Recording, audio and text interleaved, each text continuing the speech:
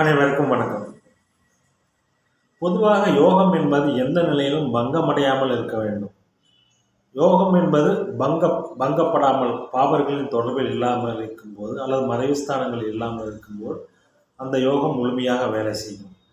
மறைவுஸ்தானங்கள் இருந்தாலும் அந்த யோகம் சுபத்தன்மையுடன் இருக்கும்போது அந்த யோகம் முழுமையாக வேலை செய்யும். இதிலும் குறிப்பாக பௌர்ணமி யோகம், சந்திர அதியோகம் போன்ற அமைப்புகளில் பாபத்துவம் ஏற்படும் போது அந்த யோகம் முழுமையாக பலன் தராது. அதே சமயத்தில் தராமல் போகாது. பாபத்துவம் அடையும் போது யோகம் சிறிதளவு பங்கம் அடையும். இந்த அமைப்பில் பங்கமான சந்திர அதியோகத்தை பற்றி இந்த உதாரண வீடியோவில் பார்க்கலாம். பொதுவாக வளர்பிறை சந்திரனுக்கு 6, 7, 8 சுபர் கிரகங்கள் இருந்தால் சந்திர அதியோகம் என்று கூறப்படுகிறது. 6ஆம் இடத்திலே 6, 7, 8 இருக்கலாம், அல்லது 6 இருக்கலாம், 7 இருக்கலாம், 8 இருக்கலாம். எப்படி இருந்தாலும் சந்திர அதியோகம் தான். 6, 7, 8 வரிசையாக இருக்க வேண்டும் என்ற அவசியம் இல்லை. ஏதோ ஒரு பாவத்தில் இருக்கலாம், 2 பாவத்தில் இருக்கலாம். இந்த அமைப்பில் அந்த சந்திர அதியோகத்தில் இருக்கும் கிரகங்கள் பாபர்களின் தொடர்பை பெறும்போது கண்டிப்பாக அங்கே கலப்பு பலன்கள் தான் நடக்கும். சந்திர அதியோகம் முழுமையாக வேலை செய்யாது. இதை ஒரு உதாரண ஜாதகம் கொண்டு பார்க்கலாம். இந்த ஜாதகர் பிறந்தது பார்த்தீங்கன்னா 23/1/1997 5:45 AM அளவில் பிறந்திருக்கார். தனுசு லக்னம், கடக ராசி, புனர்பூச நட்சத்திரத்தில் பிறந்திருக்கார். நிறைஞ்ச பௌர்ணமி அன்னைக்கு பிறந்திருக்கார். லக்கணத்தில் புதன், சுக்கிரன், 2ஆம் இடத்தில் சூரியன், குரு, 4ஆம் இடத்தில் சனி, கேது, 8ஆம் இடத்தில் சந்திரன், 10ஆம் இடத்தில் செவ்வாய், ராகு. இந்த ஜாதகர் பிறந்த உடனே பார்த்தீங்கன்னா, அதாவது குரு திசை, லக்னாதிபதி திசை என்றைக்குமே ஒரு பருவ வயதில் வரணும்னு சொல்கிறது அதுக்காகத்தான். ஏனென்றால் லக்னாதிபதி தான் ஒரு ஜாதகரை எல்லா நிலையிலும் முன்னெடுத்து செல்லக்கூடிய அமைப்பை பெறுவார். ஒரு வயசாகும் போது இந்த ஜாதகருக்கு லக்னாதிபதி திசை முடிஞ்சது. குரு திசை 1 வருஷம் இருக்கத்தான் இந்த ஜாதகர் பிறந்திருக்கிறார். அடுத்து வந்த சனி திசை. இந்த சனி திசை பார்த்தீங்கன்னா கேதுவோடு இணைந்திருந்த ஒரு நல்ல அமைப்பில் இருந்தாலும் நீசன் வீட்டில் உட்கார்ந்துருந்தா கூட பரவாயில்ல, அங்கே பரிவர்த்தனை அடைஞ்சிருந்தாலும் பரவாயில்ல, இது நல்ல அமைப்பு தான். சனி கேது மட்டும் அங்கே இருந்து இருக்கும் அமைப்பில் அங்கே நல்ல பலன்கள் சனி திசையில் நடந்திருக்கும். ஏனென்றால் சனி கேதுவுடன் இணைந்து குருவின் பார்வையை பெறுவார். கேதுவுடன் பார்த்தா ஒரே டிகிரியில் இணைவது ரொம்ப நல்ல அமைப்பு தான்.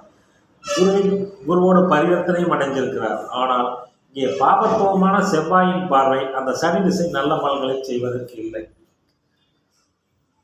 சந்திர அதியோகத்தில் தான் இந்த யோக திசைகள் சரியான பருவ வயசில் வரணும்னு சொல்றது அதுக்காகத்தான். அடுத்து வருகின்ற புதன் திசை. இந்த புதன் திசை சந்திர அதியோகத்தில் தான் இருக்கார், திக்பலமாக இருக்கார். வீடு கொடுத்த நீசமானாலும் அங்கே சந்திர அதியோகம் வேலை செய்கிறது. நீசன் வீட்டில் அமர்ந்த கிரகங்கள் எல்லாமே கெடுபலன்களை தரும் என்ற அர்த்தம் இல்லை. சந்திர அதியோகத்தில் தான் புதன் இருக்கார். பௌர்ணமி சந்திரன், முழு நிலவு பௌர்ணமி அதியோகம் மிக சிறப்பாக செயல்படும். ஆனால் அங்கே லக்கணத்தில் இருக்கும் புதனும் சுக்கிரனும் சனி செவ்வாயின் பார்வையில் இருக்கிறார்கள். சனி செவ்வாயின் பார்வைப்படும் போது அந்த யோகமானது முழுமையாக பலனை தராது. சிறிது பங்கப்பட்டுத்தான் யோகம் வேலை செய்யும். ஏதோ ஒரு பாதி அளவு யோகம் தான் வேலை செய்யும். இந்த மாதிரியான அமைப்புகள் பார்த்தீங்கன்னா சந்திர அதியோகத்தில் இருக்க ஆஹா ஓஹோங்கிற சொல்கிற அளவுக்கு ஒன்றுமே இங்கே பெரிய யோக பலன்கள் நடக்காது. மேலும் லக்னாதிபதி தான் அந்த ஜாதகரை அந்த யோகத்தை முன்னெடுத்து செய்யக்கூடியவர்கள். இங்கே லக்னாதிபதி பௌர்ணமி சந்திரனின் பார்வையில் இருந்தாலும் லக்கணத்தை சனி செவ்வாய் பார்க்கிறார்கள். சுபர்கள் இருக்கிறார்கள். ஆனாலும் 2 பாபர்கள் பார்க்கும்போது அந்த யோகம் முழுமையாக வேலை செய்யாது. இந்த ஜாதகத்துக்கு இப்போ தான் புதன் திசை சந்திரன் பற்றி போயிட்டு இருக்கு. சந்திரன் சஷ்டாஷ்டமாக இருந்தாலும் ஆட்சி பலன் தான் இருக்கிறார். புதனுடைய காரகத்தில் தான் ஜாதகர் இருப்பார். ஆனாலும் பார்த்தீங்கன்னா இந்த புதன் திசை பெரிய யோக பலன்களை தரும் அமைப்பில் இந்த ஜாதகருக்கு இல்லை. ஏனென்றால் புதன் சனி செவ்வாயின் பார்வையில் இருக்கிறார், நீசனின் வீட்டில் அமர்ந்திருக்கிறார். இங்கே சந்திர அதியோகம் புதன் திசையிலும் இல்லை. அடுத்து வருகின்ற கேது திசையும் புதன் திசை ஓரளவு நல்ல பலன்களை செய்யும். சந்திர அதியோகத்தில் இருக்கின்ற காரணத்தினால் பாவத்துவம் அடைந்தாலும் ஓரளவு நல்ல பலன்களை செய்யும்.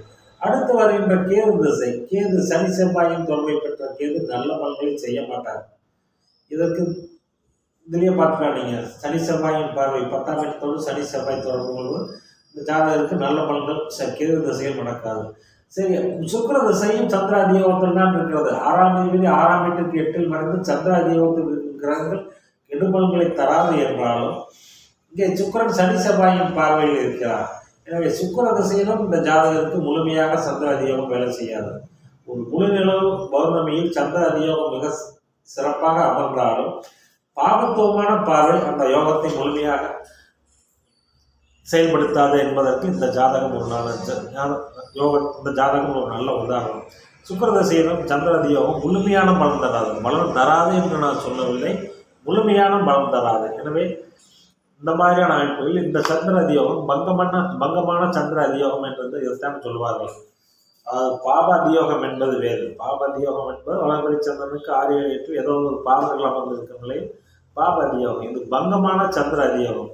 இந்த பங்கமான சந்திர அதியோகத்தில் ஜாதகர் முழுமையான பலன்களை அனுபவிக்க முடியாது. புதன் சுக்கிரன் அடுத்தடுத்து யோகத்து குரு திசை இளமையிலேயே சென்றிருந்தாலும் சந்திர அதியோகத்தில் இருக்கின்ற புதன் சுக்கிரன் சூரிய திசைகள் அடுத்தடுத்து வந்தாலும் இந்த ஜாதகருக்கு முழுமையான யோக பலன்கள் கிடைக்காது. ஏனென்றால் சனி செவ்வாயின் பார்வை, சனி செவ்வாயின் ஒட்டுமொத்த தாக்கல். செவ்வாய் தனித்து அங்கே திற்பலமாகி பார்த்திருந்தால் கூட பரவாயில்லை. செவ்வாய் ராகுவுடன் இணைந்து பார்க்கிறார். ராகுவுடன் சனியோ செவ்வாயை இணைந்து பார்க்கும்போது அந்த பார்வை மிக கொடூரமாக இருக்கும்.